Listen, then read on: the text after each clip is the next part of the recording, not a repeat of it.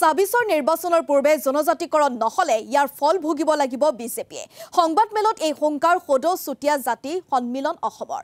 নিৰ্বাচনৰ পূৰ্বে প্ৰতিখন চৰকাৰে জনজাতিকৰণৰ প্ৰতিশ্ৰুতি প্ৰদান কৰে যদিও বাস্তৱত সেয়া নহয় বুলি অভিযোগ সংগঠনটোৰ। আগন্তুক দিনত উজনি অসমৰ ৪টাকৈ স্থানত বৃহৎ গণসমাৱেশ গঢ়ি তোলাৰ শংকাৰ সদৌ চুতীয়া জাতি সন্মিলনৰ। ১ নৱেম্বৰত উজনি অসম কঁপাব হাজাৰ হাজাৰ চুতীয়া জনগোষ্ঠীৰ লোকে। সংবাদমেলত এই কথা জনালে সংগঠনটোৰ নেতৃবৰ্গই।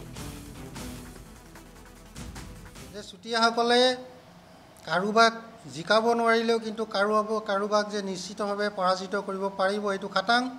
গতিকে আমি জানিব পাৰিছোঁ যে অহা ২৫ নৱেম্বৰ তাৰিখে অসম চৰকাৰে জনজাতিৰ যিটো স্বীকৃতিৰ যিটো ৰিপৰ্ট, এই ৰিপৰ্ট কেন্দ্ৰীয় চৰকাৰক তেওঁলোকে অৰ্পণ কৰিব।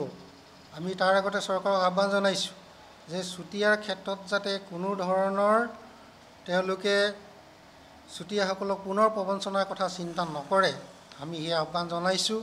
গতিকে যদিহে অহা ২৫ তাৰিখে তেওঁলোকে চুতীয়াসকলক পুনৰ প্ৰতাৰণা কৰাৰ তেওঁলোকে চিন্তা চৰ্চা কৰে, তেতিয়াহ'লে চুতীয়াসকলেও আগন্তুক সময়ত ইয়াৰ উচিত প্ৰত্যুত্তৰ দিবৰ কাৰণে প্ৰস্তুত। আমি সদৌ চুতীয়া জাতি সন্মিলন অসম আৰু আমাৰ ভাতৃভগ্নী সংগঠনসমূহে আমি একত্ৰিতভাৱে যোৱা ২৫ অক্টোবৰৰ পৰা এলানি আন্দোলন কাৰ্যসূচী গ্ৰহণ কৰিছোঁ। যোৱা ১৫ তাৰিখে আমাৰ অসমৰ প্ৰত্যেক জিলা আয়ুক্ত আৰু সমজিলাৰ আয়ুক্তৰ যোগেদি আমি মাননীয় মুখ্যমন্ত্ৰীলৈ স্মাৰকপত্ৰ আমি প্ৰদান কৰিছোঁ। অহা ১ নৱেম্বৰ তাৰিখে আমাৰ উজনি অসমৰ ৪টা জোনত বৃহৎ গণসমাৱেশ অনুষ্ঠিত হ'ব। ইয়াৰ ৪টা জোনৰ ভিতৰত গোলাঘাট এটা জোন হৈছে, যোৰহাট এটা জোন, মৰাণত এটা জোন কৰা হৈছে আৰু উত্তৰ অসমৰ ধেমাজিত এটা জোন কৰা হৈছে।